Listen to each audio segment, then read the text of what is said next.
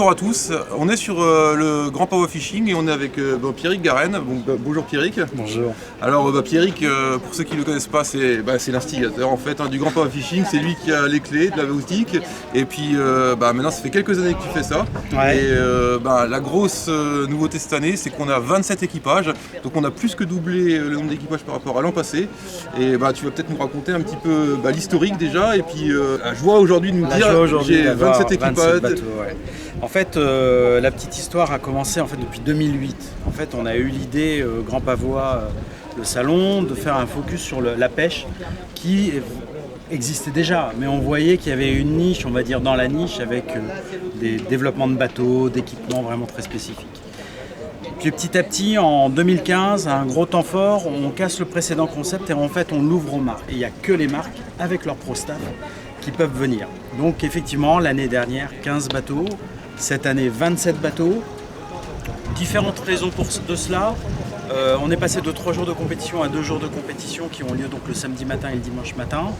Ce qui permet effectivement de moins monopoliser les pro staff et les marques. Et puis l'autre raison, c'est qu'effectivement, il y a quand même, on le constate, une explosion quand même du marché de la pêche sportive, la pêche responsable aussi. Du coup, donc les marques sont venus en masse cette année donc pour promouvoir leurs produits. Donc la compétition du Grand Power Fishing fait partie de ces concours où on pêche en eau-kill. Et c'est vrai qu'on est avec des pêcheurs qui sont sportifs. Tu parlais on a des gros pêcheurs, donc des pêcheurs qui ont l'habitude de faire des compétitions, notamment l'Open des Glénans, notamment le Barracuda Tour et d'autres Open d'ailleurs tout au long de la saison. Et alors la particularité aussi, c'est que tu n'as pas que des pêcheurs, donc des cadors. Tu as aussi des associations qui viennent. Là, on a la Celtica Fishing, on a l'Open des Glénans, donc on a des gens. En fait, on a la presse, on a Côté Pêche, qu'on peut citer quand même, qui va faire participer ses lecteurs sur. Tout à fait. Donc on a finalement quelque chose qui devient de plus en plus éclectique. Ouais, c'est éclectique et en même temps, moi je pars du principe que la pêche sportive, on est tous une grande famille. En fait, on est en partenaire les uns les autres. Et moi, je trouve qu'il faut qu'on s'aide les uns les autres dans tout cela. Et donc ça, c'est pour ça qu'ils sont là. Et ils vont venir faire la promotion du prochain Open de Glénan qu'on va tous attendre, bien évidemment. La nouvelle destination de la Celtica Fishing qu'on va découvrir au Grand Pavois. Voilà, moi je veux que ça soit une grande fête de la pêche, conviviale. Bien sûr, quand demain ils seront sur l'eau, ça va un peu concourir, bien sûr. Mais on fait tout pour que ça se passe bien. Voilà. Et puis après, montrer les poissons. Je demande même à ce qu'ils ramènent des poissons qui sont différents du bar. Ouais. Il y en a qui sont venus l'année dernière avec des grondins, l'autre avec une raie, pour montrer aux gens. Parce qu'il faut imaginer qu'il y a des tas de gens qui découvrent le milieu. Exactement. Éviter de parler toujours de notre pêche sportive, de pêche au leurre, très technique et tout.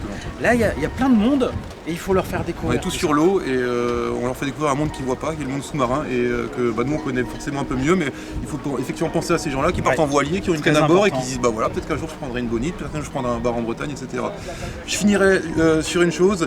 Il y a plein de gens effectivement qui ont un petit peu cette frustration de dire moi j'aimerais bien finalement y participer au Grand Power Fishing. Est-ce que toi, de ton côté, tu encourages un petit peu les marques ou ces gens-là à intégrer peut-être des gens lambda pour qu'ils puissent participer à... Est-ce que ça c'est les projets futurs? C'est peut-être d'aller un petit peu plus vers la démocratisation, si on peut dire, du Grand Power Fishing? Il faut casser quelque part le mythe de la victoire. Grosso modo, c'est un peu violent ce que je dis, mais c'est vrai.